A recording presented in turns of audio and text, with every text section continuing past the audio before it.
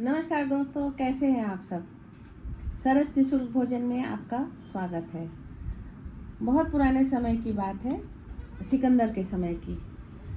सरस निशुल्क भोजन की यात्रा के साथ साथ एक कहानी तो बनती है।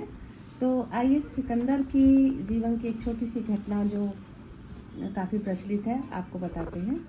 सिकंदर जब सारी दुनिया में विजय प्राप्त कर लिया, जीत चुका, तो उसे बड़ा अपनी जीत का घमंड हो गया। फिर वो सोचा मैं जब सब कुछ कर सकता हूँ तो अमर भी हो सकता हूँ।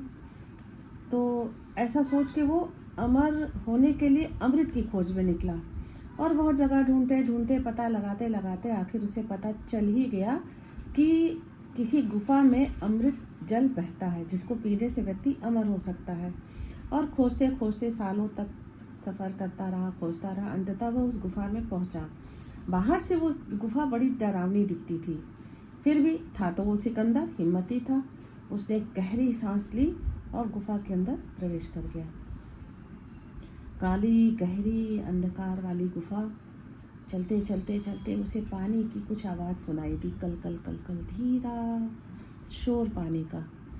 तो वो आगे बढ़ते गया। आगे पहुंचने पर उसे एक मीठा झरना बहता दिखा, जो देखने से ही उसे कुछ ऐसा लगा कि ज़रूर यही अमृत का झरना होगा। तो वो जल्दी से सोचा मैं चलता हूँ और इसको पी लेता हूँ। जैसे ही वो आगे बढ़ा पीने के लिए तो वहाँ पर एक कौवे की आवाज़ आई। उसने कहा ठहरो, ऐसी गलती मत करना। सिकंदर बड़ा नाराज़ हुआ कि ये कौवा मुझे कह रहा है कि तुम गलती मत करना, मैं चारों दिशाओं को जीत कर आया हूँ और ये मुझे रोकने वाला कौन होता है। तो उसने जब कौवे से थोड़ा कड़ाई से पूछा तो कौवे के आँख से झरझर आंसू बहने लगा। वो पंख विहीन हो चुका था, बूढ़ा हो चुका था, अंधा हो चुका था।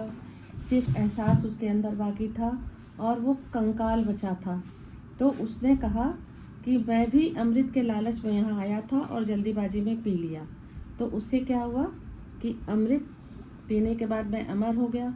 अब मैं मरना चाहता हूँ लेकिन मर नहीं पा रहा हूँ, क्योंकि अब ये अमृत मेरे किसी काम का नहीं है। मेरे लिए कुछ भी बचा नहीं है ज़िंदगी में। और ये कहकर वो रोने लगा। सिकंदर के बात समझ में आ गई और वो बिना पिए ही वापस आ गया। इसलिए जो आज है वो जीवन है, उसको भरपूर जिए।